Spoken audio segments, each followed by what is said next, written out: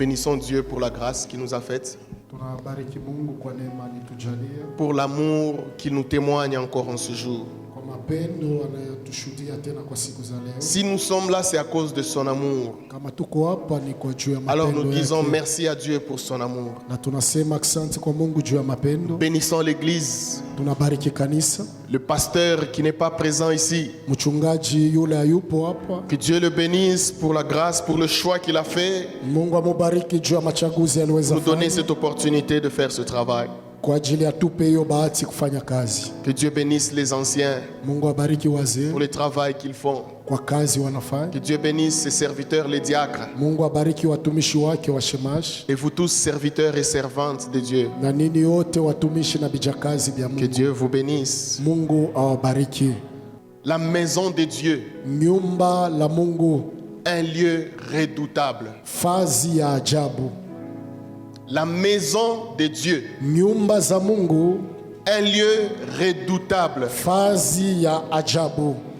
Tel est le thème que nous allons aborder ce matin. Hiyo kishina tutasungumzia asubuhi ya Non leo. seulement ce matin, Hapana tu asubuhi ya leo, mais l'Église a proclamé 2 semaines de prière. lakini kanisa iliweza tangaza juma mbili ya Et maombi, pendant ces 2 semaines, na kwa hiyo juma mbili nous allons avancer sous cette lancée. tutaenda kwa hiyo mwenendo, Nous allons marcher avec Dieu dans la prière, tutatembea na Mungu katika maombi selon l'orientation qu'il nous a donnée. kufatana na ile njia aliweza tupa. La maison de Dieu, Nyumba la Mungu, un lieu redoutable. fazi ya ajabu.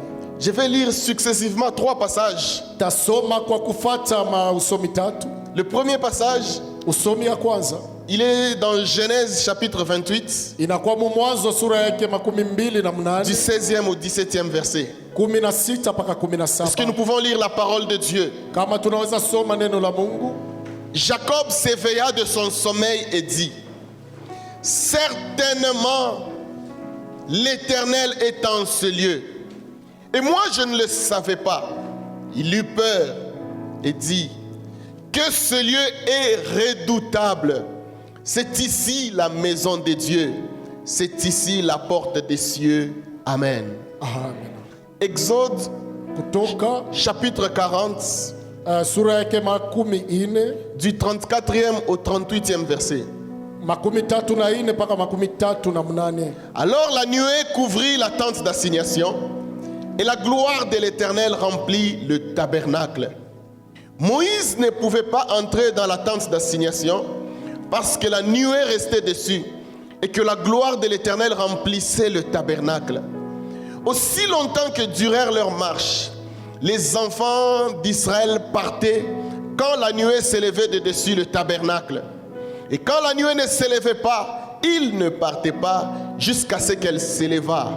La nuée de l'Éternel était de jour sur le tabernacle et de nuit il y avait un feu aux yeux de toute la maison d'Israël pendant toute leur marche. Amen. Amen. Actes chapitre 5, Tendo la Mitume sura yake ya 5 12 à 16. 12 mpaka 16. Nous lisons la parole de Dieu.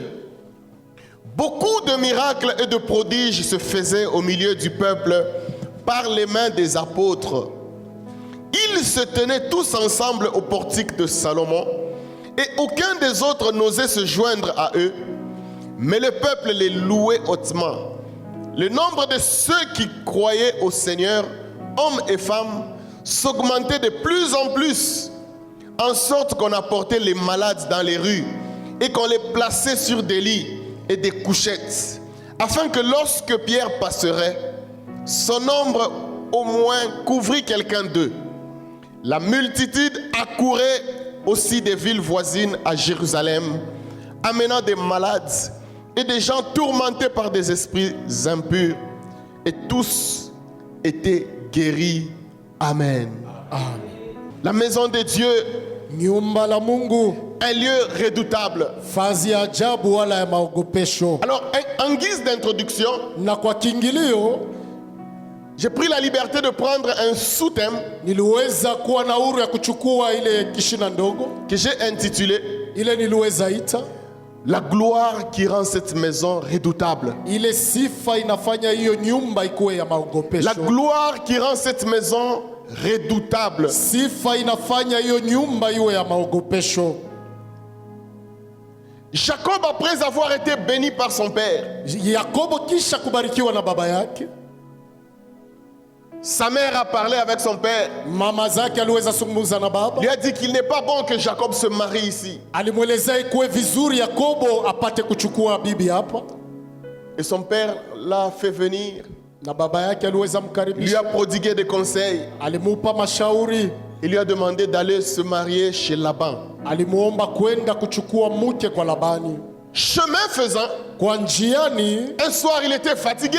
usiku moja aliweza La choka. Bible dit il s'est assoupi, il a pris une pierre, il a mis comme un oreiller. Biblia inasema alikuwa anasinzia kuchukua jiwe kutia kama fazi ya kuweka La kichwa. Bible dit Jacob s'est endormi. Biblia inasema Yakobo akalala, Alors pendant qu'il dormait, il a fait un songe. na wakati aliweza lala alipata Et dans ndoto, ce songe, il a vu une échelle. na katika ile ndoto kulikuwa ile mungazi, Et sur cette échelle, na kwa juu ya ile mungazi il a vu des anges. aliona wamalaika. Des anges qui montaient Wamalaika walikuwa et qui wanapanda descendaient. na walianza shuka, Et au-dessus de l'échelle, na juu ya hiyo mungazi Jacob a vu Dieu. Yakobo alimuona Mungu. Jacob a vu Dieu. Yakobo alimuona Mungu. Alléluia. Amina. Alléluia. Amina. Lorsque Jacob s'est éveillé, Wakati Yakobo il a aliamka, dit, je ne le savais pas. anasema sikujui Dieu est dans cette présence. ya kwamba Mungu yuko mahali hapa. Dieu est là. Mungu yupo. Ce lieu est redoutable parce Huyu qu'il Mungu ni tremblait. wa maogopesho mahali hapa. Alléluia. Amina. Ce lieu est redoutable. Hiyo vazi ni ya maogopesho. Le lieu n'était pas particulier. Ile vazi haikukuwa ya upekee. La particularité de ce lieu, Upekee ya hiyo vazi c'était la présence de Dieu. ilikuwa uwapo wa Mungu. Ce lieu est redoutable. Hiyo vazi ni ya maogopesho. Écoutez, c'est quoi la gloire? Sikiliza, ni nini utukufu? La gloire, Utukufu c'est l'éclat que dégage la présence de Dieu. asema ni ile umeme inatosha uwapo wa Mungu. L'éclat que dégage la présence de Dieu. Umeme ile inatosha uwapo wa Mungu. La gloire, Utukufu c'est la manifestation de son amour ni kuonekana kwa mapendo yake ainsi que de sa puissance. na hata kwa uwezo wake. La gloire de Dieu, Utukufu wa Mungu c'est le poids de la présence de Dieu inakuwa uzito wa uwapo wa Mungu, qui engendre le surnaturel. ile inatosha maneno inashindia bumutu, Le poids de la présence de Dieu ile nguvu zote ya uwezo wa Mungu qui engendre le surnaturel. inazaa maneno ya juu. Écoutez, Sikiliza, la gloire, pour Utukufu. donner un exemple, juu ya kuleta mfano, la gloire de Dieu, utukufu ya Mungu c'est un petit enfant qui s'appelle David, ni mtoto mchanga wanamwita qui Daudi, part défier un géant qu'on appelle Goliath. anaenda kupinzana na ule mjeuri wanaita Goliathi. Lorsque David se retrouve devant Saül, Wakati Daudi anajikuta mbele ya Sayulo, Saül lui donne son armure. Sayulo anamupa mavazi yake. David n'a pas su prendre l'armure de Saül. Daudi hakuwezi kuchukua ile mavazi ya Sayulo, Ça pesait tellement que David n'a pas pu prendre ça. ilikuwa ya uzito kushindia Daudi hakuwezi kuivaa. C'était un enfant. Ilikuwa mtoto, Mais lorsqu'il se présente sur le champ de bataille contre Goliath, na wakati anaonekana uwanja wa vita na la Goliathi, Bible décrit Goliath. Biblia inamuonesha Goliathi. C'était un géant qui mesurait 3 mètres. Ilikuwa Nefili wa ule urefu 3. Il était très corpulent. Alikuwa mnene zaidi. La Bible dit il est né dans la guerre. Biblia inasema alizaliwa katika vita. Il était armé jusqu'aux dents. Yeye alivikwa paka kumeno. La Bible dit un enfant qui s'appelle David s'avance Biblia vers lui. inasema mtoto anamuta Daudi anamjongea. David le fait tomber. Daudi anamwanguza. David coupe la tête de Goliath avec l'épée de Goliath. Daudi anakata kichwa cha Goliathi na kipanga cha David qui Goliathi. n'avait pas su saisir la petite épée de Saül. Daudi hakuwezi kuchukua kipanga dogo ya Mais lorsque la Sayulo, gloire de Dieu est descendue, lakini wakati utukufu wa David Mungu a pris ulishuka, l'épée de Goliath. Daudi akachukua La kipanga cha grosse Goliathi. épée de Goliath. Ile kipanga kubwa cha Goliathi David a coupé la tête de Goliath. Daudi akakata kichwa cha Goliati. C'est ça la gloire de Dieu. Ni ile utukufu wa Mungu. La gloire de Dieu, Utukufu wa Mungu c'est Dieu qui prend un petit qui s'appelle Gédéon. ni Mungu anachukua kijana wanamuita Gideoni. C'était un boulanger. Alikuwa mtu wa kufanya mikate. Frère, Mpendwa, Dieu le prend. Mungu Il dit, akamchukua. fais-moi une armée. Asema unifanzie jeshi. Le gars, il trouve beaucoup de personnes. Kijana naona watu Dieu dit wengi. rien. Mungu anasema Toi, tu hapana. vas partir avec 300 personnes. Wewe utaenda na watu ile Frère, 3,000. la gloire de Dieu, Utukufu wa Mungu. la gloire de Dieu, Utukufu wa Mungu c'est le petit Gédéon ni ule kijana avec Gideoni 300 personnes na wale watu qui 3,000 vont terrasser l'armée des Madianites. walienda kuangusha ile jeshi ya Wamadianiti. La gloire de Dieu, Utukufu wa Mungu. la gloire de Dieu. Utukufu wa Mungu. C'est quoi une chose redoutable? Ni nini kitu cha maogopesho? Parce que le sous-thème, c'est la maison de Dieu. Kwani ile shida La ndogo ni gloire nyumba qui ya rend Mungu. cette maison redoutable. Ile utukufu inafanya hiyo nyumba iwe ya maogopesho. Une chose redoutable, Kitu cha maogopesho c'est une chose peu commune, ni inakuwa kitu kila kijulikane zaidi. une chose inhabituelle, Asema kitu kila wazoee zaidi. une chose redoutable. Kitu cha maogopesho C'est une chose qui inspire la crainte. ni kitu kinaleta uoga. C'est une chose qui inspire la peur. Ni kitu kinaleta uoga. Mais elle peut aussi inspirer le respect Inaweza leta tena ile heshima et l'admiration. na kwenda kutazamia. Alléluia. Amina. La gloire Utukufu qui rend cette maison yale nafanya hiyo nyumba redoutable. kuwa ya ajabu. Lorsque nous entrons dans l'ancienne alliance, Wakati tunaingia muagano za kale, les passages nous les avons lus. ile mausomi tuliweza yafanya. Le peuple d'Israël a quitté l'Égypte. Taifa Israeli litoka Misri. Le peuple d'Israël est entré dans le désert, il marchait avec Dieu. Taifa la Israeli liingia katika jangwa na Alors kutembea Dieu na Mungu. voulait être permanent au milieu de son peuple. Na Mungu alitaka kuwa kila wakati katikati ya taifa lake. Dieu voulait marcher avec son peuple. Mungu alitaka kutembea na taifa Mais zake, c'était impossible. lakini haikuwezekana. Alors Dieu a trouvé une stratégie pour Na descendre. Mungu alipata ile nia ya La kuweza. Bible dit, il appelle Moïse. Biblia inasema akamwita Il dit, Musa, Moïse, viens asema Musa uje pour que je puisse marcher avec. nipate kutembea na nini, Faites-moi un tabernacle. munifanzie haya hema. Alléluia. Amina. Il a décrit les tabernacles. Aliweza onesha yale Il a hema, donné tous les ustensiles qui devaient se retrouver dans le tabernacle. alionesha vyote vile vilipasha kuwa katika ile hekalu. Moïse s'est affairé à cette tâche que Dieu lui a donnée. Musa aliweza kujiongoza kwa ile kazi Mungu alimupa. Bien entendu, il y avait des gens comme Betsalel qui l'ont aidé. Hakika kulikuwa watu kama Betsaleli waliweza La msaidia. Bible dit lorsque le tabernacle était prêt, Biblia inasema wakati ile hema ilikuwa tajari, lorsque tout était arrangé, wakati yote ilitayarishwa, la gloire de Dieu est descendue. utukufu wa Mungu ukashuka. Alléluia. Amina. Elle était tellement glorieuse Ilikuwa ya majabu que zaidi, même les sacrificateurs n'ont pas pu travailler. hata wakoani wakuwezi kutumika. La gloire de Dieu est descendue. Utukufu wa Mungu ukashuka. Le peuple d'Israël a marché avec la gloire de Dieu. Taifa la Israeli litembea na utukufu wa La Mungu. Bible dit, pendant la journée, c'était la nuée.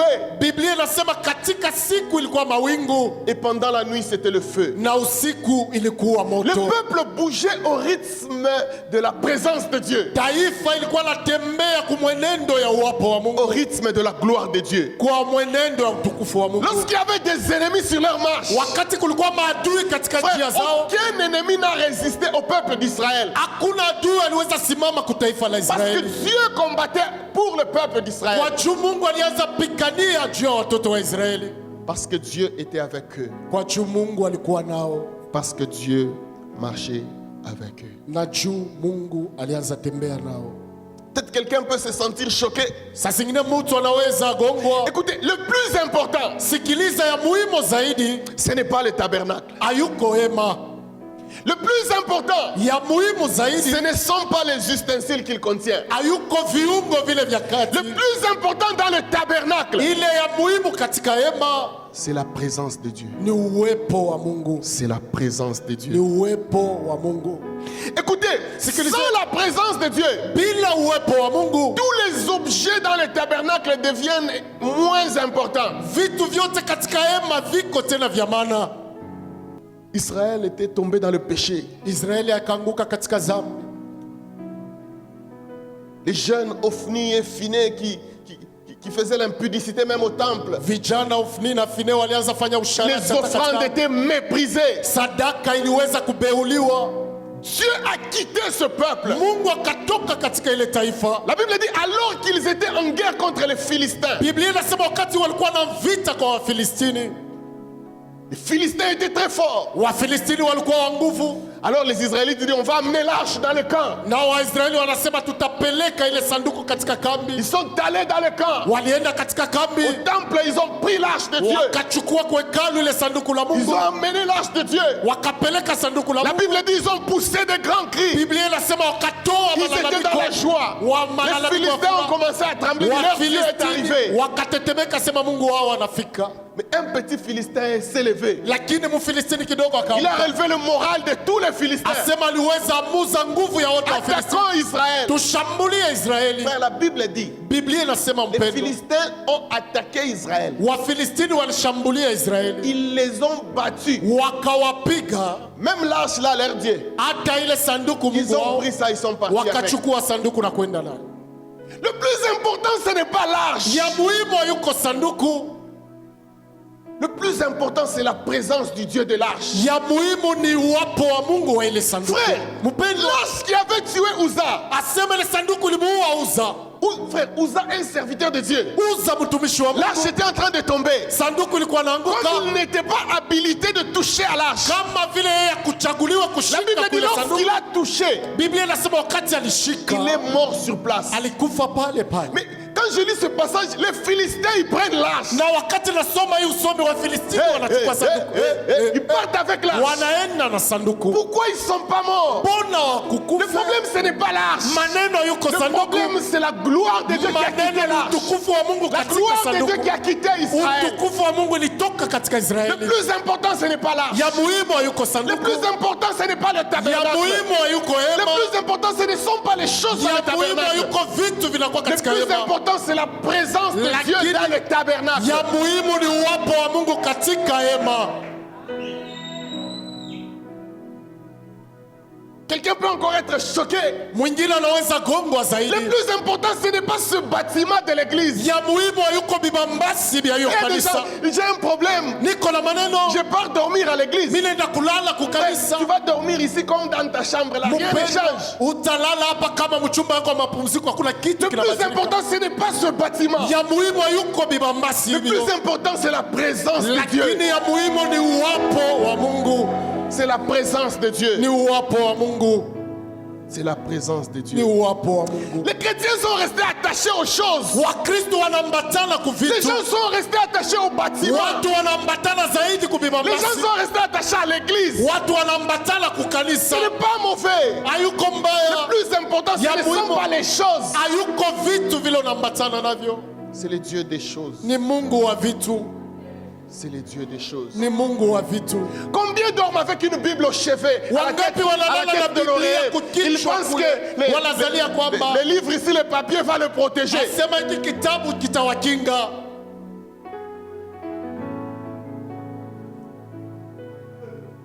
Combien ils sont là avec l'onction, l'huile Wangapi d'onction. wako pale na mafuta ya upako. Ils sont tout le temps avec l'huile d'onction. Wako wakati yote na mafuta ya upako. Et combien ne voyons-nous pas avec l'eau? Na wangapi hatuwaone na maji. Vous savez, quand Jésus a guéri l'aveugle, Mnajua wakati Yesu alimuponya ule kipofu, il a fait la boue. alifanya matope, Il a appliqué sur les yeux de l'aveugle. aliweza tia pa macho ya yule Si kipofu. c'était maintenant, Kama ilikuwa leo, le ministère ya potopoto. vous auriez entendu le ministère de Vous voyez les gens à l'église, kila mtu na potopoto yake konenda. chacun avec Potopoto yangu yoyi, potopoto yangu yoyi. Les gens sont restés attachés aux choses. Watu Au lieu wanaambatana de kuvitu s'attacher à Dieu, kabla kuambatana kwa Mungu. attache-toi à la présence de Dieu. Ambatana kuwapo wa Ne Mungu. t'attache pas aux choses. Ushambatane kuvitu. Attache-toi à Dieu. Ujambatanishe kwa Le plus Mungu. important, ce ne sont pas les choses. Ya muhimu yuko Le vitu. plus important, ce n'est pas ce que vous voyez Ya ici. muhimu yuko ile Le plus mnaona important, hapa. c'est la présence de Ya Dieu maana ni uwapo wa qui Mungu. amène la gloire de Dieu. Ile inaleta utukufu wa C'est Mungu. ça le plus important. Ni ile inakuwa ya muhimu. C'est ça le plus important. Ni ile inakuwa ya muhimu. Dans la nouvelle alliance, Asema mwagano jipya. Dieu dit, Mungu anasema, moi je n'habite pas les temples faits de mains d'hommes. mimi siekale mu mahema inafanyika na mikono ya watu. Dieu fait de l'homme son temple. Mungu anafanya mtu hema yake. Dieu fait de l'homme sa maison. Mungu anafanya mtu anakuwa nyumba Dieu yake. fait de toi sa maison. Mungu anakufanya wewe nyumba Toi tu yake. deviens un lieu redoutable. Wewe unakuwa vazi ya maogopesho. Au lieu d'être un sujet, Kabla uwe kishina, tu deviens un complément circonstanciel des lieux. asema wewe unakuwa mavazi. Dieu vient habiter en Mungu toi. anakuwa kukaa ndani mwako. Le toit là c'est un lieu. Asema wewe ni Tu dois vazi. devenir redoutable. Inapasha kuwa ya Tu dois maogopesho. devenir terrible. Unapasha kuwa wa ajabu. Pas parce que tu es, je sais pas comment, Hapana juu unakuwa à namna gani, cause de la présence de Dieu dans ta lakini vie. juu ya uwapo wa Mungu. Acte 17, le verset 24. Asema Tendo la Mitume 17 kistari ya 24. Dieu qui a fait le monde et tout ce qui s'y trouve, Mungu alifanya ulimwengu na et yote dans na le kuandaa. Seigneur du ciel et de la terre, Na ndani ya Mungu wa mbingu na dunia, n'habite point dans les temples faits des mains d'hommes. aikale kamwe mu manyumba nafanziwa na migono ya watu. Ce n'est pas Fabien qui le dit. Hayuko Fabia anaisema. 1 Corinthiens 3,16. Wakorintho wa kwanza Ne 3:16. savez-vous pas que vous êtes le temple de Dieu Eti ya mjuu ya kwamba nini ni hema za et Mungu que l'Esprit de Dieu habite en vous? na roho wa Bwana na keti ndani mwenu. Écoutez ce qu'il dit dans Colossiens 1, le verset Sikilizeni 27. ile anasema katika Koloseo wa kwanza kistari Christ en vous, Kristo ndani mwenu, l'espérance de la gloire. tumaini la utukufu. Christ en vous, Kristo ndani mwenu, l'espérance de la gloire. tumaini ya Christ ne vient utukufu. pas habiter ici. Kristo asiwe kuikala hapa. Christ habite dans l'homme. Kristo anakaa ndani ya mtu. Christ habite en toi. Kristo anakaa ndani mwako. Christ habite en moi. Kristo eko ndani mwangu. Je deviens un lieu redoutable. Mimi nakuwa fazi ya maogopesho. Tu deviens un lieu redoutable. Unakuwa fazi ya maogopesho.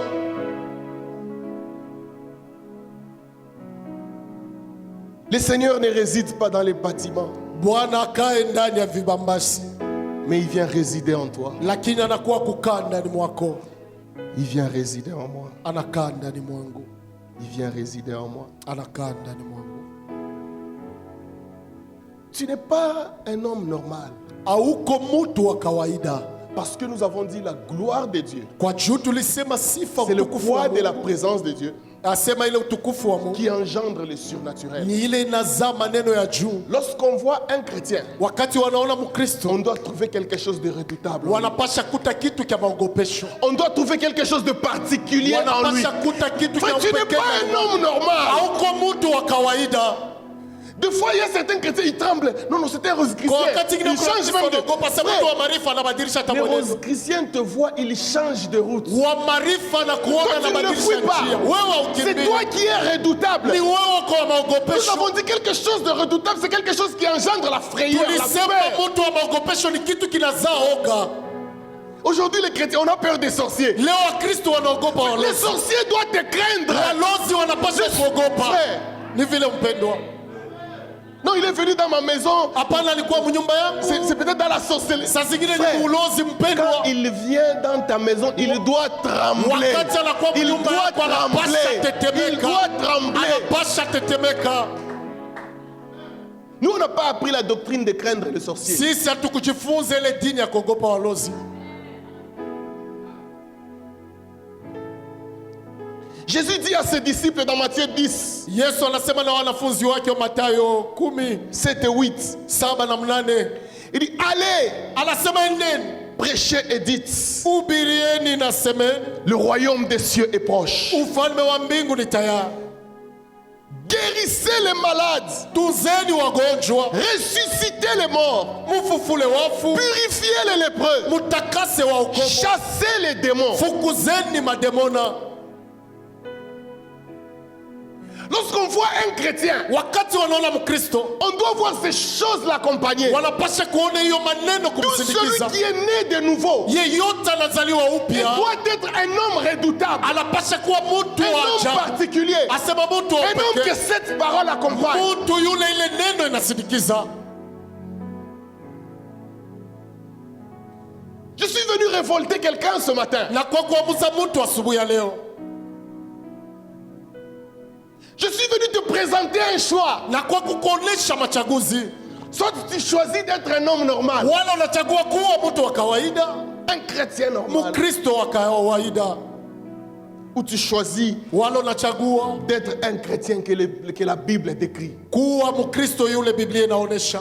Des gens redoutables sont dans cette Bible. Watu wa maogopesho wanakuwa katika Biblia hizi. Écoutez ce que la Bible dit dans Actes 10, 44 à 46. Sikia ile Biblia inasema Mtendo 10:46 mpaka Comme Pierre 17. prononçait encore ces mots, Asema vile alitangaza tena le hiyo neno. Saint-Esprit descendit sur tous ceux qui écoutaient la parole. Roho Mtakatifu akashuka juu ya wote walisikia. Tous les neno. fidèles circoncis qui étaient venus avec Pierre furent étonnés de ce que le don du Saint-Esprit était aussi répandu sur les païens. Walishanga vile mazawadi iliweza mimi watajua. Car ils les entendaient parler en langue et glorifier Dieu. Walianza wasikiliza kusema mulugha na kutukuza Mungu. Quand vous regardez l'église primitive, Wakati mnaangalia kanisa ya zamani, ce n'est pas ce que nous voyons aujourd'hui. hayuko ile tunaona leo. La Bible dit Pierre, Biblia inasema Petro il voit une vision. akaona onyo. Dieu lui dit, il faut aller quelque part Mungu anamwelezea inabidi kwenda où il y a fasi des moja. gens que vous pensez qui sont impurs. Kule kunakuwa watu wale mnazania wanakuwa wachafu, Mais moi, je les considère purs. lakini mimi naona safi. Dieu envoie Pierre dans la maison de Corneille. Mungu anamtuma Petro mnyumba ya Cornelio. La Bible dit Pierre prend quelques frères, ils sont partis. Biblia inasema Petro akachukua wapendwa wamoja kwenda. Corneille a rempli sa maison de païens. Cornelio aliweza jaza nyumba yake na wapagani. Pierre entre dans cette maison. Petro akaingia ndani ya hiyo nyumba. Frère, il y a des passages quand tu les lis, tu te dis non, non, tu me taftes mon frère. C'est bizarre. Lorsque nous lisons, nous disons il faut chercher Dieu bien aimé. Pierre commence à parler de Jésus. Petro akaanza kusungumzia Il commence maneno à ya Yesu. expliquer comment Jésus est venu dans ce monde. Anaanza fafanusha namna gani Commence Yesu à alikuja kwa expliquer comment Jésus est venu sauver le monde. anafafanusha namna gani Yesu alikuwa kuokoa dunia, Comment il est mort. namna gani alikufa, Comment il est ressuscité. namna gani alifufuka. La Bible dit ceci. Biblia inasema hivi, Pierre n'avait pas encore terminé de parler. Petro akumalize kusema bado. Pendant qu'il parlait, Wakati alikuwa anasema, ceux à qui il parlait étaient remplis du Saint-Esprit. kwa wale alianza Frère, kuzungumzia la walijazwa na Roho gloire Mtakatifu. de Dieu est descendue en ce lieu. Utukufu wa Mungu ulishuka Des mahali païens, pale. ils ont commencé à parler. Wapagano walianza. Pierre ne priait pas. Petro akaanza kuomba. Il disait pas Saint-Esprit descend sur eux. Akaanza sema Roho Mtakatifu washike. Là-bas, vous allez tomber. Wakamate. C'est fort là derrière. Asema ni nguvu kule nyuma. À gauche. Asema kushoto. Pierre parlait. Petro alikuwa ananena. Le Seigneur est mort. Asema kimya.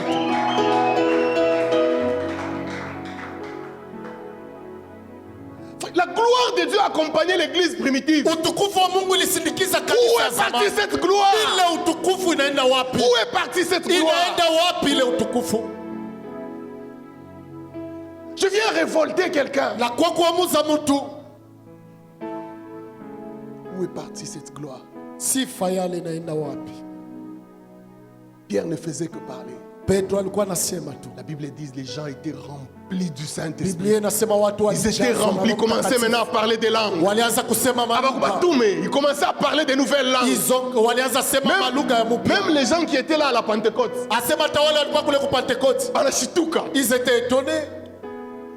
qu'est-ce qui se passe? Ni nini Ils inapitika? étaient habitués, non, à la Wao Pentecôte. walizoea, Le asema Saint-Esprit Pentecote. descendu Roho sur Mtakatifu eux. alishuka Ils juu ont yao. entendu les grands bruits. Walisikia Ils malalamiko parlaient même kubwa. en langue. Asema kusema hata Maintenant, c'était le malugha. tour des païens. Lakini ilikuwa sasa wakati wa wapagano. Même ceux qui connaissaient ces choses étaient étonnés. Hata wale walijua yale maneno walishangaa. Parce que la gloire de Dieu était. Kwa juu utukufu wa Mungu. La gloire de Dieu. Utukufu wa Mungu. La gloire de Dieu. Utukufu wa Mungu.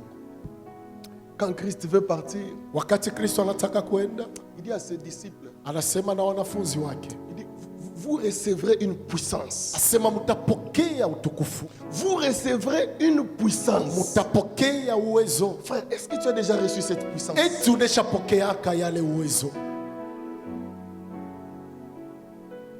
Réfléchis en toi-même. Fikiri ndani mwako. Tu es chrétien, je te le concède. Uko Mkristo na kushauria. Mais est-ce que tu as déjà reçu cette puissance? Lakini eti uneshapokeaka yale uwezo.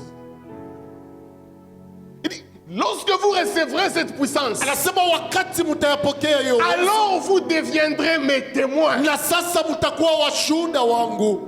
Tu ne peux pas témoigner de Christ si tu n'as pas reçu cette puissance. Hauwezi kushuhudia Kristo kama huyapokeaka yale Les uwezo. disciples connaissaient déjà le message. Wamitume walijua Mais ils mjumbe, ne pouvaient pas donner le message lakini hakuwezi kuleta sans la mjumbe puissance. bila uwezo. D'où vient qu'on donne le message sans la Ni puissance? wapi kunatoka wanaleta mjumbe bila uwezo? Ce n'est pas ça la mission. Hayuko ile kazi. Vous recevrez une puissance. Mutapokea uwezo. Tu ne peux pas servir Dieu sans avoir reçu cette puissance. Hauwezi natumikia Mungu Tu bila ne peux pas kupokea uwezo. chanter, tu ne peux pas, Hauwezi tu ne dois kuimba. pas chanter Hauwezi sans kuimba recevoir cette bila puissance. kupokea ile uwezo. Tu ne peux pas évangéliser Hauwezi napasha habari njema sans recevoir cette puissance. bila kupokea ya uwezo. Les chrétiens, nous nous contentons de notre vie. Wakristo tunajeneza na maisha zetu. Les gens se contentent de cette petite dimension. Watu wanajeneza na ile matua kidogo. Ce n'est pas ça la mission. Hayuko ile kazi. Ce n'est pas ça que Dieu veut. Hayuko ile Mungu anataka. Dieu veut faire de nous des hommes et des femmes redoutables. Mungu anataka kufanya kwetu Des tuwe waume hommes na et des wake wa femmes que la ajabu. gloire accompagne. Waume na wake wale utukufu inasindikiza. Ça, c'est possible. Inawezekana. C'est possible. Inawezekana. C'est possible. Inawezekana. Je vais donner deux préalables Taleta maneno ya muhimu mbili ou conditions wala makanuni pour être revêtu de la gloire de Dieu. juu ya kuvwika na utukufu wa Mungu. Nous avons dit, nous avons commencé 2 semaines de prière. Tunasema tunaanza juma mbili ya maombi Et après, nous allons entrer en prière. na baada yake kisha hayo tutaingia maombi. Quand je dis 2 conditions, Wakati nasema kanuni mbili, c'est parce que j'ai limité mon message au temps qu'il m'est imparti. kwa juu minafupisha mjumbe yangu kwa On peut wakati en avoir ulinipa. plein, beaucoup. Tunaweza kuwa nayo mingi. La première condition Kanuni ya kwanza wala agizo pour ya être kwanza, revêtu de la gloire de Dieu, kusudi uvikwe na utukufu pour wa Mungu, devenir un lieu redoutable, kusudi uwe pali pa maogopesho, il faut mener une vie d'intégrité et de crainte de Dieu. inabidi kuishi maisha ya uketo na ya oga na Mener une Mungu, vie d'intégrité et de crainte de Dieu. maisha ya kujitolea na ya oga na Mungu. Permettez que je donne la définition. Asema muruhusu nilete ile maana. L'intégrité. Ile kujitolea, Une personne intègre, mtu wa kujitolea c'est une personne qui mène une vie droite. ni mtu anaongoza maisha iliyo halali, C'est une personne honnête. ni mtu eko wa heshima wala kujiongoza vizuri, Une personne pleine de bon sens et de vertu. mtu anakuwa na dhamiri mwema na maneno mema. Aujourd'hui, nous devons prêcher l'honnêteté à l'église. Leo tunapasha kuhubiri usawa kwa kanisa. Frère, Mpendwa, aujourd'hui, nous devons prêcher l'honnêteté à l'église. leo tunapasha hubiri usawa kwa kanisa. Combien de chrétiens sont malhonnêtes? Wakristo ngapi hawajiongoze sawa? Non, frère, Hapana, entre nous. mpendwa. Combien de chrétiens aujourd'hui sont malhonnêtes? Kati yetu Wakristo ngapi Les gens hawajiongoze sont là, kwa ils sont usawa? pleins à l'église. Asa weko wengi kwa Mais des kanisa, malhonnêtes. lakini hawajiongoze sawa sawa. Un monsieur, frère, Ndugu moja mpendwa avec des titres dans l'église. anakuwa na matua Un mkanisa, frère lui dit, achète-moi des ordinateurs à Dubaï. asema Le uniuzie frère ile voyage à ordinateur Dubai. Les frères lui payent des ordinateurs à Dubaï plus cher que les ordinateurs ici à Lubumbashi. Anamujia ile maordinateur ya bei ku Dubai kushindia hapa Lubumbashi. Et puis il commence à lui dire, non, non, il faut dédouaner, donne encore l'argent. Na anaanza kumuuliza nitafranga watoshe ile fazi. Frère, Upendo malhonnête kukosa kujiongoza avec sawa des titres. na ile macheo. Moi, je suis Mimi ni Motonankolo. mtu wa Mungu. Frère, Upendo, soyons honnêtes. tujiongoze kwa Si usawa. tu fais les affaires, sois honnête. Unafanya makazi ya Tu ne mikono, peux pas tujiongoze. voir la gloire de Dieu. Hauwezi tout naona en étant utukufu wa malhonnête. Mungu kwa kuwa bila usawa. La crainte de Dieu, c'est faire ce que Dieu attend de toi. Oga ya Mungu ni kufanya ile Mungu anachunga kwako. L'intégrité fait partie de la crainte de Dieu. Asema ile kuketo wala kujitolea inakuwa katika Faire oga wa ce que Mungu. Dieu te demande. Obéir à Dieu. Tii kwa Mungu, Obéir à Dieu. kutii kwa Mungu. Dieu dit à Jérémie ceci. Mungu anasema Jérémie 15, le verset 19. Yeremia 15 kistari ya 19. Si tu sépares ce qui est précieux Kama unatenga ile inakuwa ya de bei ce qui est vil, na ile inakuwa ya bure, tu seras comme ma bouche. utakuwa kama kinywa yangu. Ce n'est pas parce qu'il est Jérémie qu'il est la bouche de Dieu. Haina kwa juu ni Yeremia anakuwa kinywa cha Jérémie Mungu. doit séparer Yeremia anapasha tenga ce qui est précieux kile kinakuwa cha de bei ce qui est vil. na kile kiko cha bure. Les gens sont remplis de choses viles. Watu wanajazwa na vitu vya bure. Et puis on va appeler la gloire de Dieu. Ela anasema taona utukufu wa Mungu. Dans les tabernacles, frère, Katika hema il fallait que les choses soient telles que Dieu le voulait. asema kama unataka vitu Pour que la gloire descende. kusudi utukufu ishuke. Toi, tu es le tabernacle de Dieu. Wewe ni hema ya Il faut Mungu. que tu sois comme Dieu veut. Inabidi uwe vile Pour Mungu que la anataka gloire de Dieu descende en kusudi toi. utukufu wa Mungu ishuke pale. Si Moïse, Kama il Musa fait un tabernacle alikuwa hema différent de ce que Dieu lui dit, ile ilikuwa kuachana la na gloire ile de Mungu Dieu ne alitaka. descend pas. Asema Mungu Si asiweze. toi, Kama tu wewe es différent de ce que Dieu te veut, unaachana na kile Mungu tu anakutaka, changes l'image de Dieu. unabadilisha Tu picha prends ya l'image de Mungu, quelqu'un d'autre. unachukua picha La ya mtu gloire de mwingine. Dieu ne descendra Utukufu pas. wa Mungu haitashuka. Le péché a dénaturé l'homme. Zambi iliweza badilisha mtu. Le péché a changé l'homme de nature. Zambi ilibadilisha mtu. L'homme ne ressemble plus à Dieu Mtu asifanane tena parce qu'il est dans Mungu. le péché. Kwa jua anakuwa katika zambi. La gloire ne descend pas là-bas. Utukufu haishuke pale.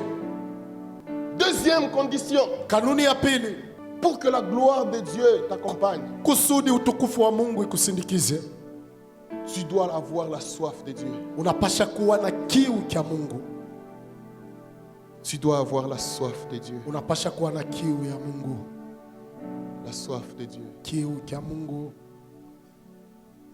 La soif, c'est un besoin de boire. Kiu inakuwa hitaji ya utukufu. La soif, c'est un désir impatient Kiu inakuwa kutaka bila kuvumilia, provoqué par un manque d'eau. yenye inatoshwa kukosewa kwa maji. Parlant de la soif de Dieu, Kwa kusungumuzia kiu c'est cha un Mungu, désir impatient d'avoir Dieu. inakuwa hitaji bila uvumilivu kuwa na Mungu. Un besoin pressant Hitaji ile nasonga d'être dans la présence de Dieu. ya kuwa katika uwepo wa Mungu. Un besoin pressant de cultiver l'intimité avec Dieu. Hitaji nasongwa ya kwenda kutafuta umoja na Mungu. On est d'abord conscient qu'on n'a pas Dieu. Unakuwa kwanza na dhamiri ya kwamba una na Tu as Mungu. soif de lui. Unahitaji Tu as wala una kiu ya besoin de lui. Mungu. Unamhitaji Sans lui, Mungu. frère, si tu as soif, tu ne bois pas, tu vas mourir. Bila yeye kama una na kiu au kunywa utakufa. Frère, si tu as soif de Dieu, Kama una kiu ya Mungu, sans Dieu, tu vas mourir. bila Mungu Tu ne peux pas vivre sans Dieu. hauwezi naishi bila Mungu. Tu as soif de Dieu. Una kiu ya Mungu. Dans Jean 4, le verset 14, Yohana 4 kistari ya 14, je préfère lire Psaume 42, 1 à 2. asema ile Zaburi 24 kistari ya kwanza na ya pili. Comme une biche soupire après des courants d'eau, Asema kama ule nyama anahitajia maji, ainsi mon âme soupire après toi, ô Dieu. vile vile nafsi yangu inakuomba wewe Mon Mungu. âme a soif de Dieu, Nafsi yangu ina kiu cha du Mungu, Dieu vivant. ya Mungu mwai. Quand irai-je Asema ni wapi et taenda? paraîtrai-je devant la face de Dieu? Ataonekana mbele ya uso wa Mungu. David est en train de soupirer. Daudi anakuwa Il a besoin de Dieu. anahitaji Il dit, Mungu. quand irai-je devant Dieu? Asema wakati Quand me taenda mbele ya Mungu, présenterai-je na devant Dieu? wakati taonekana mbele Il veut yake. Dieu. Asema Mungu, Il veut Dieu. asema nataka Mungu. Les gens qui ont soif de Dieu, Watu wanakuwa na kiu c'est des cha gens qui Mungu. sont fatigués de vivre par Ni eux-mêmes. watu wanachoka kuishi kwa wao peke. C'est des gens qui sont fatigués de vivre par leur intelligence. Ni watu wanachoka kuishi kwa akili zao. C'est des gens qui sont fatigués de leur propre stratégie. Ni watu wanachoka na mania zao Ils mwenyewe. veulent Dieu. Ils veulent Wanamtaka, Dieu. wanamhitaji Ils Mungu. veulent Dieu. Wanataka Mungu. Ils veulent Dieu. wanataka Mungu. Tu sers Dieu. Unatumikia Regarde Mungu. seulement le service. Est-ce que c'est glorieux? Angalia kwanza kazi unafanya eti ni ya utukufu. Est-ce que c'est différent? Eti ni ya maachanisho. Tu n'es pas chantre comme tous les chantres. Hauna mwimbaji kama La waimbaji gloire wote. de Dieu doit t'accompagner Utukufu wa dans les Mungu unapaswa chants. kusindikiza mumwimbo. Atuna bascout, frère, tout Nous ne sommes pas des scouts bien-aimés. Frère, la gloire de Dieu. Utukufu wa La Mungu gloire de mpendwa. Dieu. Utukufu wa Mungu. Les gens n'ont pas soif de Dieu. Watu haweko na kiu Nous cha avons les Mungu. gens qui viennent à l'église, ils n'ont pas soif de Dieu. Wanapo kanisa wana na kiu cha Mungu. Ils sont là parce que bon, c'est dimanche. Weko pale juli mjuma. Parce que toute la semaine, ils ne viendront pas. Kadri ya juma mzima Bon, wasakuja. dimanche, si je ne pars Asema pas à kama vile l'église, ni mjuma kama siendo kanisa. ça va sonner bizarre. Asema itaonekana Ça va mbaya. paraître bizarre. Itaonekana tu bibaya. Peut-être le pasteur va me Saa téléphoner. zingine mchungaji ataniita. Combien de gens ont soif de Dieu à Wangapi l'église? weko na kiu cha kuja kanisa? Quand ils règent devant la face de Dieu, Asema wakati gani taenda mbele ya uso wa Mungu? David dit, Daudi anasema j'habiterai dans la maison de takaa l'Éternel nyumba ya tous Mungu les jours de ma vie. kila siku ya maisha yangu. Soif de Dieu. Kiu cha Mungu. Combien ont soif de Dieu? Wangapi weko na kiu cha Mungu? Les gens regardent l'heure quand le culte fait terminer. Maintenant, Watu il entre. wanaangalia saa wakati ibada inapasha isha. Je viens au culte, les autres ont déjà adoré, ils ont déjà fini. Mimi nakuwa kuibada wakati wengine wanesha abudu wanesha Il n'y maliza. a pas la soif de Hakuna Dieu. kiu cha Mungu. Tu ne verras pas la gloire de Dieu. Hautaona utukufu wa Tu Mungu. peux beau prier, Unaweza mais kuomba tu ne vizuri. verras pas la Lakini gloire de hautaona Dieu. utukufu wa Parce que Mungu. la soif n'y est Kwa pas. chukiu hakiko. Dieu nous donne selon notre soif. Mungu anatupa kufuatana na kiu Dieu nous chetu. donne selon la soif que nous nous présentons. Mungu Le anatupa récipient, kufuatana na le kiu kile récipient que nous tunaweza. avons, c'est la soif qui est en nous. Chombo ile tunakuwa nayo ni kiu kinakuwa ndani mwetu. Les gens viennent en villégiature à l'église. Asema watu wanakuya kukanisa. Il est là en prière. Bon. Eko pale maombi. Les gens en train de prier, on me signale, frère Ben. Asema watu wanakuwa na simu. Il n'y est pas. Ayuko. Pendant qu'on adore, il regarde qui est bien habillé. Qui... Wakati tunaabudu anaangalia nani alivala mzuri. Les gens n'ont pas soif de Dieu. Watu haweko na Les gens kiu cha remplissent des lieux de culte. Asema watu Très peu ont soif de Dieu. C'est pourquoi il n'y a pas la gloire de Dieu. Hawana la kiu, hawataona utukufu wa Mungu. Il n'y a pas la gloire de Dieu. Hakuna Nous utukufu wa n'avons Mungu. plus soif de Dieu. Hatuna tena la kiu cha Nous Mungu. n'avons plus soif de Hatuna Dieu. tena la kiu. Quelqu'un qui a soif de Dieu. Mtu eko na kiu. Je vais donner quelques attitudes de quelqu'un qui a soif de Dieu. Taleta mahali mamoja ya mtu anakuwa na kiu Et cha puis Mungu. nous allons prier. Na kisha tutaomba. La première attitude de quelqu'un qui a soif de Dieu. Hali ya kwanza ya mtu anakuwa na kiu cha Mungu. Il mène une vie de prière et de jeûne. Anakuwa na maisha ya maombi na mafungo. Il mène une vie de prière et de jeûne. Anakuwa na maisha ya maombi na mafungo. Tu ne peux pas avoir soif de Dieu, tu ne pries jamais. Kama hawezi kuwa na kiu ya Mungu kama uombake. Déjà mardi, nous serons en prière ici. Asema siku ya pili tutakuwa maombi hapa. Je ne sais pas si tu as soif de Dieu. Sijue kama unakuwa na kiu ya Mungu. Ça, frère, ça ne dépend pas des anciens. Ila Ça ilinganishe ne na dépend wazee. pas du pasteur. Hailinganishe na C'est la mchungaji. soif qui est en toi. Ni kiu kinakuwa ndani mwako. Quelqu'un qui a soif de Dieu, Mtu yule il ana kiu mène cha une Mungu. vie de prière et de jeûne. Anakuwa na maisha ya maombi na mafungo. Frère, tous ceux qui ont fait des exploits avec Dieu dans la Bible, Wote waliona maishara na c'était Mungu des Biblia. assoiffés. Ilikuwa watu walikuwa na kiu.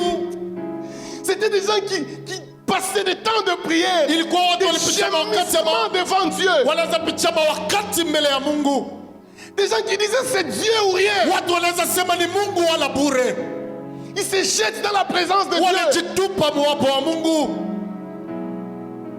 Lorsque les disciples étaient dans la chambre haute, Wakati wanafunzi walikuwa pali ya juu, ils ne jouaient pas aux cartes. hawakaanza kucheza makarti.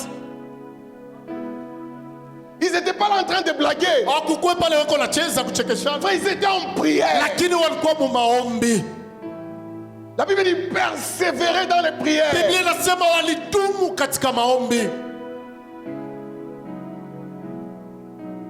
Les gens attendent la gloire de Dieu là en train de jouer aux cartes. Watu wanachunga utukufu wa Mungu wako nacheza makarti. la gloire ne viendra pas. utukufu haitakuja. Et puis on va dire non, Dieu n'agit pas. Atasema Mungu asitende. C'est ton Dieu qui n'agit pas. Ni Mungu wako Parce que asitende. Dieu, Kwa juu il Mungu regarde en toi. anaangalia ndani Il mwako. voit la soif. Anaona kiu. Il agit selon ta soif. Anatenda kufuatana na kiu. C'est toi qui présentes le récipient à Dieu. Ni Il le remplit. unaonesha chombo kwa Mungu anakijaza. Plus tu as soif de Dieu, Zaidi una plus kiu ya Dieu Mungu. te remplit. Zaidi Mungu Moins tu anakujaza. as soif de Dieu, Kidogo moins unakosa Dieu kiu. te remplit. Na kidogo Mungu anakujaza. On a des chrétiens normaux. Tuna Wakristo wa usawa sawa. Des gens comme tout le monde. Watu wa kawaida. Frère, si tu es comme tout le monde, Kama cherche uko Dieu. kama watu wote tafuta Mungu. Unatumika kujekamini huku sababu Kama wote. unashika tu es comme tout le monde. Hauna kitu kama watu wanashituka. Tu n'as pas quelque chose qui étonne. Un lieu redoutable. Vazi ya maogopesho. Tu n'es pas comme tout le monde. Hauko kama watu wote. Tu n'es pas comme tout le monde. Hauko kama watu wote. Il mène une vie de prière et de jeûne. Fanya maisha ya maombi na mafungo. Dans Acte 4, le verset 31, Mu Matendo ine kistari ya 13, la Bible dit, 13. quand ils eurent prié, Biblia inasema wakati wa les kisha lieux où ils étaient assemblés tremblants, pali walikusanya ils ikatetemeka. furent tous remplis du Saint-Esprit. Wote walijazwa na Roho Et Mtakatifu. ils annonçaient la parole de Dieu avec assurance. Na walianza tangaza neno la Mungu na uhakikisho.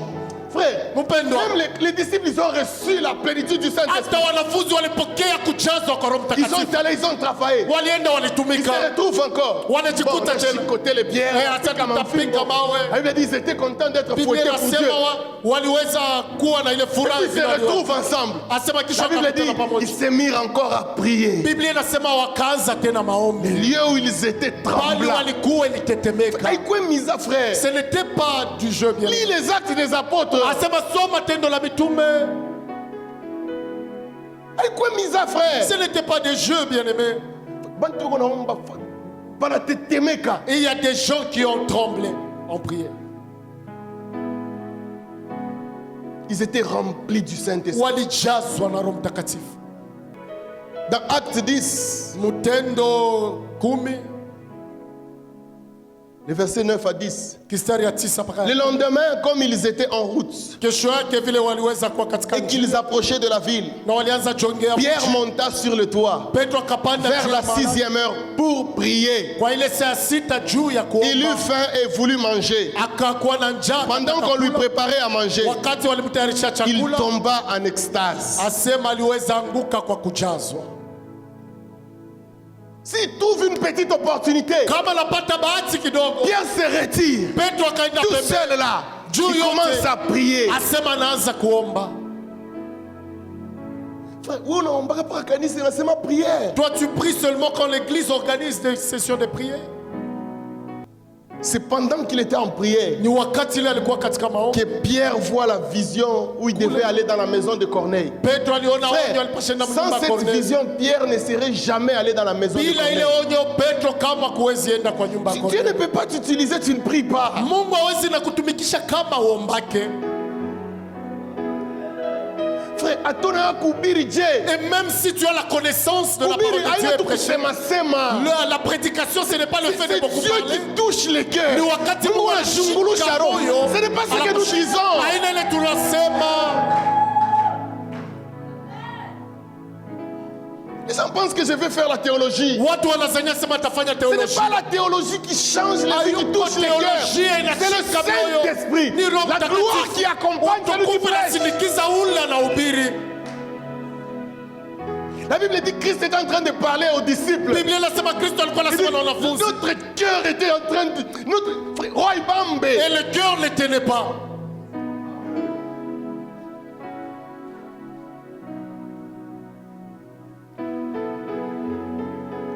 Une attitude des gens qui ont soif de Dieu. Hali ya watu wanakuwa na kiu ya Mungu.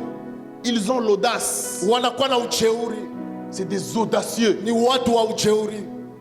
C'est quoi un audacieux? Ni nini mtu wa ujeuri? Un audacieux, c'est quelqu'un qui ose beaucoup. Asema mtu wa ujeuri ni ule mtu anafanya zaidi. Un audacieux, c'est quelqu'un qui ne se laisse pas décourager. Ni mtu asiache kupondeshwa moyo. Un audacieux, Mtu wa ujeuri c'est quelqu'un qui fait les choses différemment des autres. ni mtu anafanya maneno ya kuachana na wengine. Écoutez ce que la Bible dit. Sikiliza yale Biblia inasema. Marc 2, 3 à Marko 4. sura yake ya pili kistari ya 3 na 4. On lui amena un paralysé porté par 4 hommes. 4 hommes. Wakawaletea mtu wenye wa kupoza miguu kwa watu Mais wengine. ils ne purent pas le transporter jusqu'à Jésus Hawakuwezi kumleta mpaka kwa Yesu à cause de la foule. kwa juu ya wingi wa watu. Alors ils montèrent sur le toit en terrasse, Na sasa wakapanda défirent la toiture de la maison, na juu ya ile malati ya nyumba, au-dessus de l'endroit où se trouvait Jésus. juu ya pali palikuwa Yesu, Et par cette ouverture, na kwa ile ils kifunuo firent glisser le brancard waliweza kushusha sur ile lequel le kitanda. paralysé était couché. Asema juu ya yule mtu alipoza alikuwa. Frère, ces 4 hommes, c'était des audacieux. Wale watu ine walikuwa wa ujeuri, Ils avaient soif de Dieu. walikuwa na kiu Ils cha avaient Mungu, besoin de la guérison. walihitaji uponyaji. La Bible dit, ils ont essayé d'aller vers Jésus. Biblia inasema walihitaji Il y kwenda kwa avait Yesu. une grande foule, ils ne pouvaient pas. Kulikuwa umati hawakuwezi, Ils ne se sont pas découragés. hawakuwezi kupondeshwa moyo. Combien prient et se découragent? Wangapi wanaomba na wanapondeshwa Frère moyo? Mungu, toi ne tuacha. Oh non, Ne Seigneur, te tu ne décourage fais pas. pas. Usipondeshwe moyo, Ne te décourage pas, mon frère. usipondeshwe moyo Ne mpendwa, te décourage pas, ma usitoshe soeur. moyo dada. La Bible dit ces gens, Biblia inasema hao watu tellement autour de Christ, il n'y avait pas la place. zaidi vile pembeni ya Kristo kukuwe fazi, Ils sont montés sur une terrasse. wakapanda fazi mmoja, Ils ont défait la... Frère, bana pasula malata. ils ont défait la toiture. Bon, la Bible ne dit pas quoi ni umbanani. Biblia iseme ni malata. Frère, Bien aimé, on ne dit pas c'était la maison de qui. abaseme ni nyumba ya nani. Ils ont défait la toiture. Wakabadilisha wakatosha malata, Tundu malata. Wow. il y a eu un trou Bananja kushusha wa malade. et ils ont ramené le malade. Aujourd'hui, les chrétiens veulent que tout marche sur des roulettes. Leo Wakristo wanataka yote yokoke vile wanataka. Même dans les difficultés, nous cherchons Dieu. Hata katika magumu tumutafute Mungu. Les gars pouvaient dire, bon, on a tout essayé. Vijana waliweza sema tunajaribu yote, C'était pas possible de s'approcher de cet homme. haikuwezekana kumujongea ule Mungu mtu. anashuka kumalata. Quelqu'un qui est descendu de la toiture. Msushie kwa Mungu mambo yako kumalata. Mais amène ton problème de la toiture vers Même Dieu. si Dieu est introuvable, Hata kama Mungu hawezi tu le kuonekana, cherches, tu ne le trouves pas. unamtafuta Tu pars à umpate. gauche, il n'y a pas moyen. Tu vas Tu pars à droite, il n'y a pas unaenda moyen. kushoto, Pasula malata, Et shusha détruis mambo la yako. toiture et amène ton problème. Dieu va agir pour moi. Tatenda. Je veux voir la gloire de Mungu Dieu. utaona Je utukufu wa veux Mungu. voir la gloire de Asema Dieu. napenda kuona utukufu wa Mungu. Cette femme, elle a fait 12 ans en train de souffrir. Huyu mke alifanya miaka 12 na anakuwa anateseka. Elle a cherché les médecins. Alitafuta wanganga, Elle a dépensé tout son argent. aliweza toa franga yake Mais elle avait yote, soif de Dieu. lakini alikuwa na kiu Elle cha avait Mungu. soif de Dieu. Alikuwa na kiu cha Mungu. La loi lui interdisait de se retrouver au milieu des gens. Ile sheria ilimkataza kuonekana katikati ya watu. Il y avait des sanctions pour ça. Kulikuwa mapigo juu ya Mais ile. la Bible dit pendant que Jésus passait, Biblia inasema wakati Yesu elle alikuwa a venu anapita toucher njiani, les bandes de sa alikuwa robe. kushika ile chini ya kanzu ya Mungu. Elle a vu la gloire de Na Dieu. akaona utukufu wa Mungu. Elle a vu la gloire de Akaona Dieu. utukufu wa Mungu. Parce qu'elle avait la soif de Kwa Dieu. juu alikuwa na kiu cha Mungu. Elle ne disait pas non, non, ça fait Hakuwezi 12 kusema ans. hapana, kunakuwa miaka Ça fait 12 ans. 12. Frère, cette femme est terrible. Huyu mke ni wa ajabu mpendo. Avant elle, Mbele yake, akuyaka muntu anatouché nkanjo il n'y a jamais eu quelqu'un qui avait touché et puis anapona. la robe de Jésus et être guéri. Est-ce que vous comprenez ces choses? Eti munaelewa ile maneno. Ashikubisome. Il n'avait pas lu. Frère, la soif était tellement intense en elle. Kiu kilikuwa kia ajabu cha Nikufe, ukweli ndani nikufe. mwake. S'il faudrait que je meure, que je meure. Les 4 lépreux, Wale ils wakovu sont en wale. dehors de la ville. Asema waliingia La Bible mlango. dit qu'ils étaient en train de mourir. Biblia inasema walikuwa Ndio wanakufa. frère. Il mourait. Il dit, Wanasema Si nous entrons dans la ville, dans la ville il y a la faim. Et puis il y a la loi. Non, c'est même si on ne nous tue pas, on va mourir de faim. Là-bas il y a les ennemis. Si on va vers eux, eux aussi vont nous tuer. Mais ils ont quand même à manger. Ils ont décidé d'aller vers l'ennemi. Parce qu'ils avaient soif. Ils voulaient voir la gloire de Dieu. La gloire de Dieu est cachée derrière des obstacles. La gloire de Dieu est cachée derrière des obstacles. Dieu ne va pas les franchir pour toi. Dieu ne va pas les franchir pour toi. Quelqu'un, il est malade. Il vient voir le pasteur. Il attend que le pasteur lui dise non, je coopérer. Qu'on t'opère pas. Il faudrait qu'on t'opère. Vas-y, il faudrait, vas-y. Si ta foi te dit que non, il faut l'opération. Tu vas mourir pour rien, va te faire opérer. Ta foi, elle est où? Non, prophète, non, le prophète m'avait dit de ne pas malade. Voilà maintenant que la maladie s'est aggravée. C'est ta vie, c'est la vie du prophète. Ta foi, c'est ce qui est en jeu. Et puis il est fâché contre le prophète. Tu te fâches pour rien. C'est le problème, c'est toi. Ce n'est pas le prophète. Le problème, c'est toi. Quel est le degré de ta foi? Quel est le degré de la soif que tu as? Quel est le degré de la soif que tu as? Nous voulons voir la gloire de Dieu. Nous voulons voir la gloire de Dieu. L'audace, c'est Élisée. Alors que tous les fils des prophètes lui disent que non, les gars, il va être enlevé. Élie lui-même lui dit reste, mon fils. Il dit rien. Deux fois l'esprit qui est sur toi. Je veux voir la gloire de Dieu. Même si Élie te dit reste, tu vois, je ne reste pas. Je veux voir la gloire de Dieu. L'audace, c'est la détermination. L'audace, c'est la détermination. Les gens qui ont soif de Dieu, ils ont la passion. Ils ont la passion. La passion, c'est quoi? C'est un vif sentiment. Une grande et puissante émotion que l'on ressent. La passion, c'est un goût très prononcé pour une activité ou pour Dieu. Ou pour Dieu.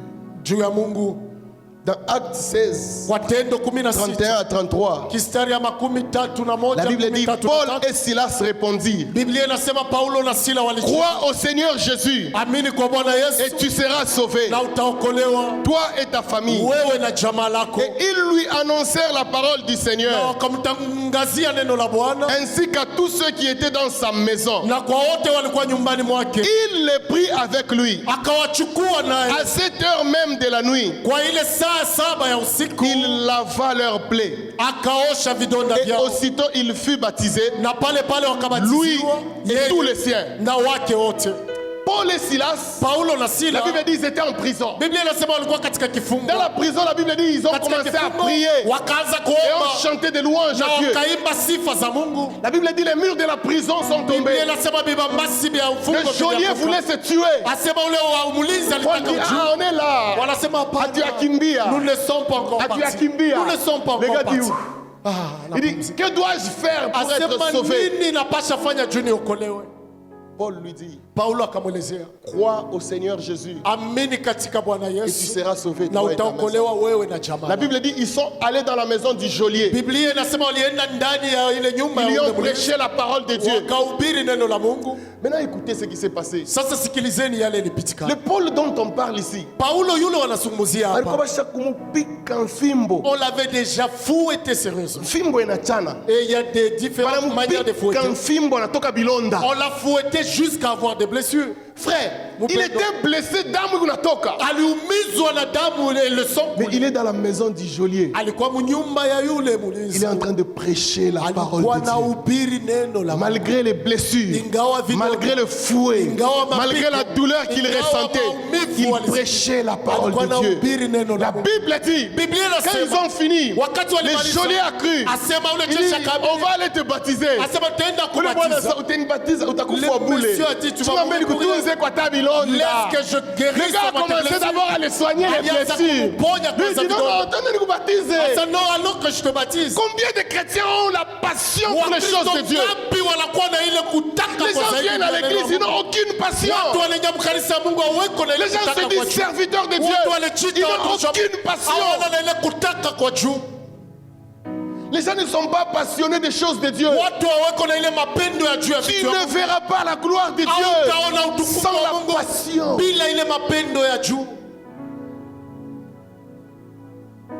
Tu ne peux pas voir la gloire de Dieu. Paul c'était un passionné.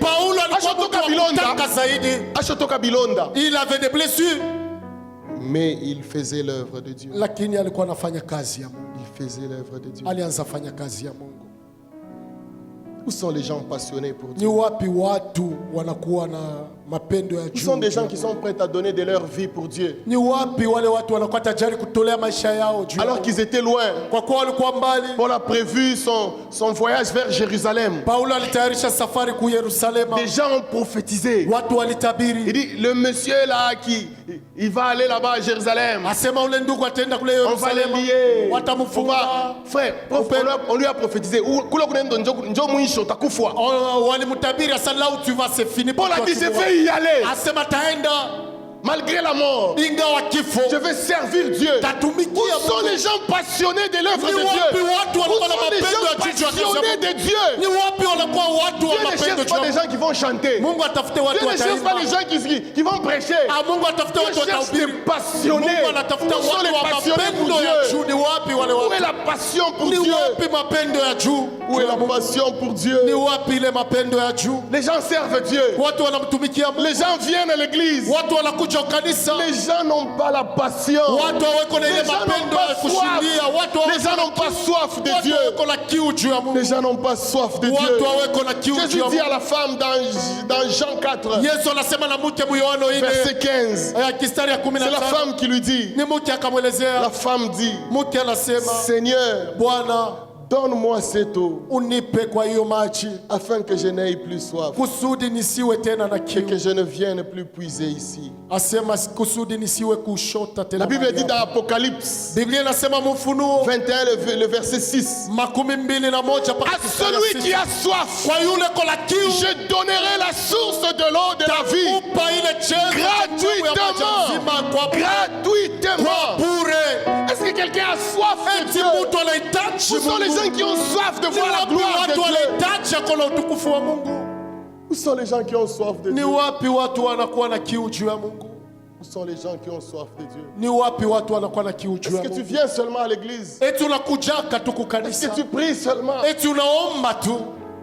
est-ce que tu as la soif de Dieu? Où sont les gens assoiffés de Dieu? Notre Père qui es aux cieux, que ton nom soit sanctifié,